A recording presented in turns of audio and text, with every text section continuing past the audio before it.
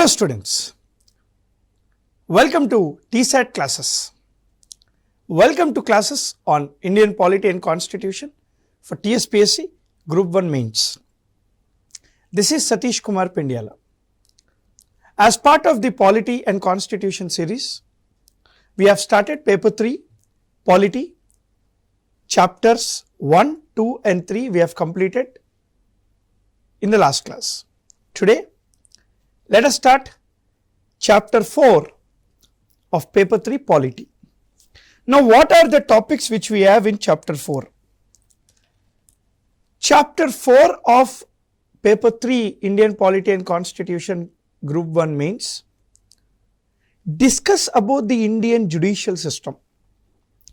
If you look at this chapter keenly, it says judicial system in India, that is your Supreme Court, High Court and administrative tribunals, as well as your subordinate court.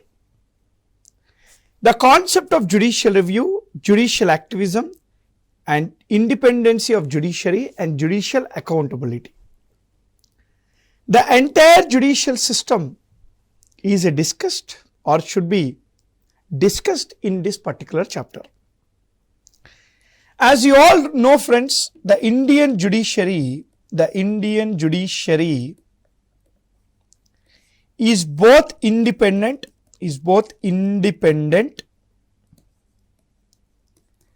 and integrated.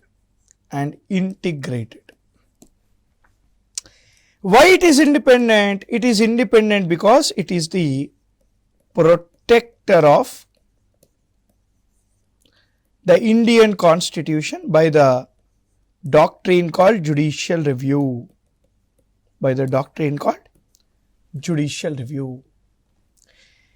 It is integrated because all courts in India have equal authority to enforce and review any law in the country. All the courts in India have equal authority, Supreme Court, High Court as well as your subordinate court. All the courts in India have the equal authority to review and enforce all the laws in the country. So, it is independent as we have seen in US Constitution. It is integrated as we see in UK Constitution. It is a blend of both US and UK's culture. Now, keeping this in view, let us see the first question in relation to TSPSC Group 1 Mains. Question number 1. So, this is in current affairs. It is talking about curative petition is seen in news in recent times. What is curative petition? Explain. See, in 2019 as well as in 2022, curative petition was in news because of Ayodhya judgment and Rajiv Gandhi assassination verdict. In these both cases, Supreme Court has invoked the concept called curative petition. This is also called complete justice.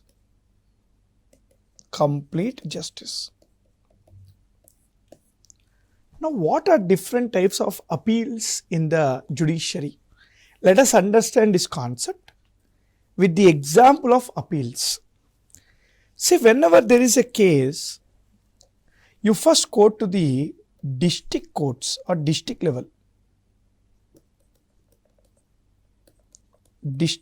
court, right?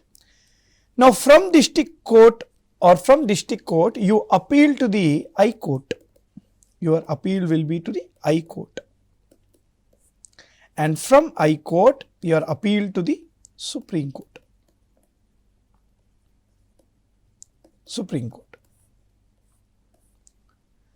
And according to Article 147, Supreme Court interpretation is the final. Right? Imagine there is A versus B. A won, B lost. Right? Now B will go to High Court. Again A versus B. B lost, A won. Again B will go to Supreme Court. Now again A won, B lost the case. So there is a person who is a loser and the other person is winner. Then only there is an appeal. Is there any other way for B after Supreme Court? There are two ways.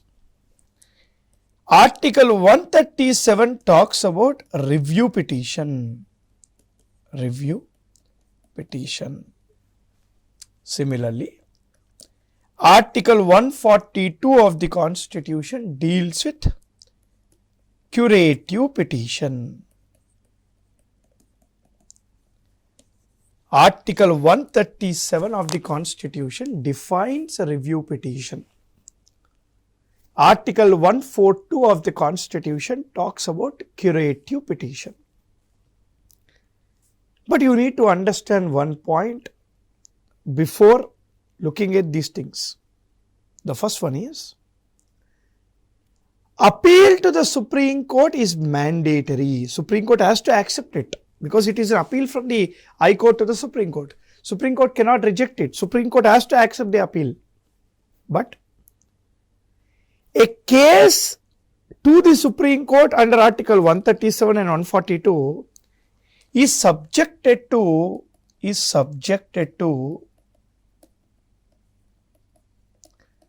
acceptance, meaning it is not compulsory for the Supreme Court to accept a review petition or a curative petition. It is a discretionary power of the Supreme Court to accept. Its wish. Now, what is the meaning of review petition? It is very simple. A review petition is the review on the judgment given by Supreme Court. Supreme Court said B is the loser, A is the winner. Now, B is asking the Supreme Court to review your judgment. Now, after a thorough review, what can Supreme Court do? Supreme Court can do two things. Supreme Court can do two things. One, overrule the previous judgment, meaning change the judgment. Two, upheld the previous judgment or continue the previous judgment. It can say B, you are a loser, A is a winner, or A is a loser, B is a winner. Meaning, even after review petition, only one person will win. Correct? That is overruling or upholding. But that is not the scenario with Article 142, curative petition. Curative petition is also called a complete justice. As the name itself suggests, when curative petition is filed in the Supreme Court and when Supreme Court accepts the curative petition and a judgment is given, the Supreme Court will provide the judgment according to which all the parties involved are given justice. Meaning, in this scenario, if curative petition is invoked, both the parties are declared winner and both the parties are given justice. In the curative petition, which is also called complete justice,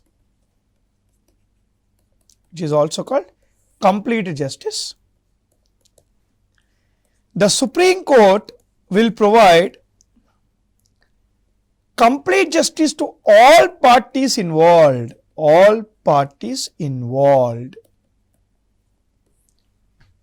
And this complete justice is given by a parliament, by a policy or a law according to Article 142 of the Constitution.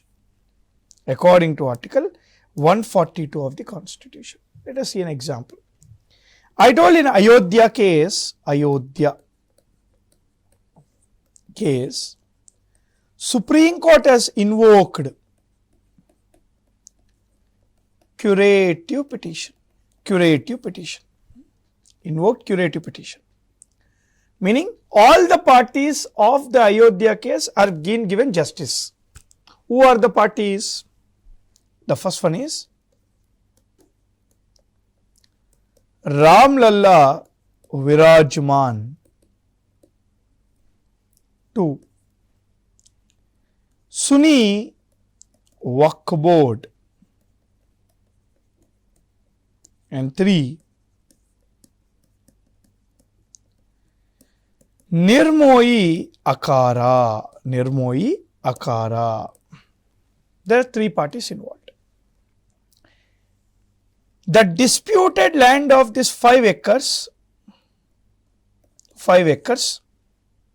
the disputed land of the 5 acres is given to 𝗧𝗦𝗔𝗧 𝗚𝗏𝗠. The Supreme Court has asked the central government or Uttar Pradesh government to allot alternative 5 acres to Sunni Waqf Board. And thirdly, 𝗫𝗏𝗧𝗧 is made a permanent member in Ayodhya Trust Board. In Ayodhya Trust Board, 𝗫𝗏𝗧𝗧 was made the permanent trustee. So, complete justice has been invoked by the Supreme Court in Ayodhya case. Why? Supreme Court believed that all the members involved in the case, that there is an injustice to all. Why? Article 25 guarantees right to religion. Because of the disputed Ayodhya or Babri Masjid area, because of the dispute, that area was not allowed for worship. When people are not allowed for the worship, all the members of the case are degraded or not given their right under Article 25. So, Supreme Court believed that we need to give justice for the all and invoked curative petition and gave justice to all. So, this is the answer you need to write. Let us see the next question. What is MVOP? And explain the evolution of the MVOP in detail. What is MVOP? It's nothing but MVOP stands for Memorandum of Procedure. MVOP stands for Memorandum of Procedure, given in 2016 as an understanding between the legislature and judiciary. Now, what is MVOP, or what exactly is MVOP? MVOP discuss about few things like 1. Appointment of Supreme Court judges. 2. Appointment of High Court judges. 3. Transfer of High Court judges. So, it basically talks about 3 things: appointment of the judges, Supreme Court and High Court, and also transfer of High Court judges from one High Court to another High Court. That is the thing. But the question is about the evolution of the Memorandum of Procedure in detail, how it is evolved. See, it all started, let us see year by year. right? It all started when Constitution came into force. Article 124 discussed about the appointment of judges, and which was not clear, because Article 124 said that the President of India has to appoint the Chief Justice of India after consulting such other judges of the High Court and Supreme Court, as the President feels things fit. I am repeating this. According to Article 124, the Chief Justice of India is appointed by the President after consulting the Supreme Court and High Court judges. Who are these Supreme Court, High Court judges to be consulted? Don't know. Is consultation compulsory? Don't know. Second point. Other judges of the Supreme Court are appointed by the President of India after consulting CJI. Is consultation compulsory? Don't know. So this is a confusion. Then we add something called first judges case. First judges case, where this is also called 𝗧𝗧 𝗵𝗃 versus Union of India case. In the first judges case, Supreme Court said consultation is not compulsory to be followed. It is not binding. Consultation is nothing but taking opinion by the President of India only. So more priority is given to President powers, President functioning. So consultation was just a merely opinion based thing. Then this was again challenged in second judges case.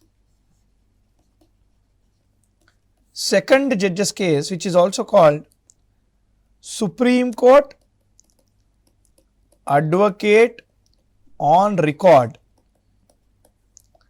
versus Union of India case. Supreme Court Advocate on Record, famously called Supreme Court Advocate on Record versus Union of India case. No, Supreme Court in this case said no, consultation is compulsory. The President has to consult. There is no way that the President can skip. President has to consult the CJI and other judges of the Supreme Court while appointing the judges of the Supreme Court. It is must. But there is again a confusion, whom to consult, how many to consult, what is this collogium. In this case, Supreme Court also mentioned the term collogium. What is this collogium? There is a confusion. Then third judges case came. And this third judges case is nothing but the presidential reference under Article 143 of the Constitution. Presidential reference under Article 143, advisory jurisdiction. In this case, Supreme Court gave a clear-cut way of how the CJI and other judges are appointed. Supreme Court said, President has to appoint the CJI, who must be the senior most judge of the Supreme Court, point number 1. And before that, he must consult the previous Chief Justice of India along with him, four other the next senior most judges. Okay. So total 5-member collogium will be there to appoint the CJI. Supreme Court also said to appoint the other judges of the Supreme Court, President has to consult the present CJI. Before the present CJI provide suggestions to the President of India, he must consult 2 other senior most judges, 3-member collogium. So President is merely an appointing authority, but ultimately the decisions given by the collogium are binding and should be followed. So indirectly, judges are appointed by judges only, na? That is a point. And so the reason, In 2014, according to 99th Constitutional Amendment Act was made. The 99th Constitutional Amendment Act has introduced something called NJAC, National Judicial Appointment Commission. This is called NJAC. Now this 99th Constitutional Amendment was declared as unconstitutional, saying that 99th Constitutional Amendment Act is against Article 50 of the Constitution. It is against Article 50 of the Constitution, and it is also against the independent character of judiciary. The independent judiciary, independency of judiciary. Supreme Court said, judicial review and independent character of judiciary are part of basic structure doctrine. And so after 2014, to appoint the judges, a procedure and understanding between legislature and judiciary came, and that is your memorandum of procedure. As of today, the memorandum of procedure is followed for appointment of the Supreme Court judges, including the Chief Justice of India, for appointment of the High Court judges, including the Chief Justice of the High Court, and also transfer of the High Court judges from one High Court to another High Court. This is your memorandum of procedure. Let us see the next question. Yes. Chalo. This is the question. Look at this. Explain different judicial doctrines as given by Indian judiciary. Explain different judicial doctrines as given by Indian judiciary. Okay, let us see this. The first one is doctrine of, see what is the meaning of a doctrine? I'll tell you. Doctrine of judicial review. Doctrine of judicial overreach. Doctrine of judicial precedent. Doctrine of judicial indiscipline. Doctrine of judicial evasion. And lastly, we will see doctrine of judicial abnegation. Let us see these doctrines.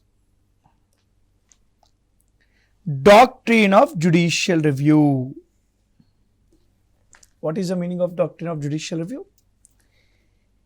A review done by the judiciary, a review done by the judiciary over the legislative action, that is laws, legislative action, and executive action, that is making policies, is called judicial review. A review done by the judiciary over the legislative action and executive action is called judicial review. Why there is a review done by judiciary over this legislative action called laws and executive action called policies? To ensure that Constitution of India is followed. To ensure that Constitution of India is followed. Second point. Look at this. Doctrine of judicial overreach. Now, what is the meaning of doctrine of judicial overreach? In India, there is a clear-cut separation of powers theory. According to separation of powers theory, the state is divided into three particular branches: legislature, executive, and judiciary. Legislature to make the laws, executive to implement the laws, and judiciary to review the laws. When judiciary is interfering in the actions of the legislature and executive, it is called judicial overreach. When judiciary is interfering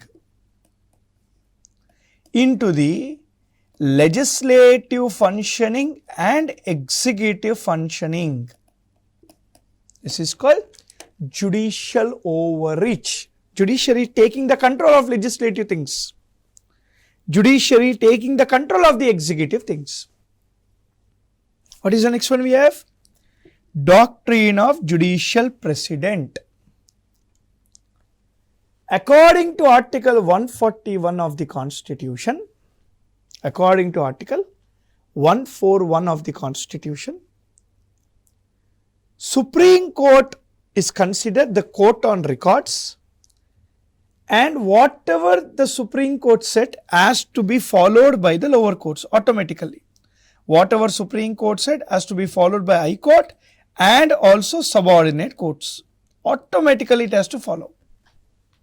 This is called doctrine of precedent. High Court and subordinate court automatically follows the orders or judgment of the Supreme Court.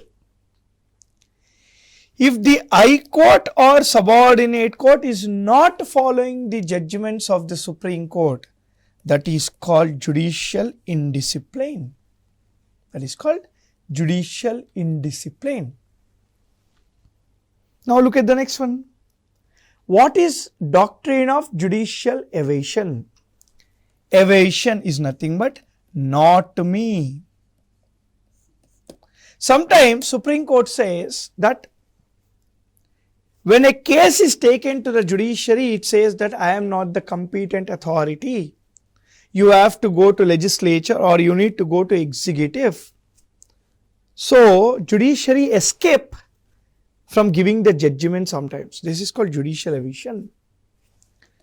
What is judicial abrogation? Not now. Delay in the judgments. Delay in the judgments of the Supreme Court. See, whenever Supreme Court delay the judgment, it might affect the process of the functioning. Like we have recently seen, the 103rd Constitutional Amendment Act provided economically weaker section reservations, which came in 2019, judgment came in 2022. Now judgment was in favor of the government, so no problem. Imagine it was not, if it is not favor. So Supreme Court has to speed up the things and do not amount to doctrine of abnegation. So these are different doctrines. What is the meaning of a doctrine? Doctrines are some judicial process given by the courts to understand the administration of the executive and legislature very easily. Okay. So this is your Indian judiciary related to chapter 4 of paper 3. I will see you guys again in the next class with the same chapter. Until then, happy learning. Jai Hind.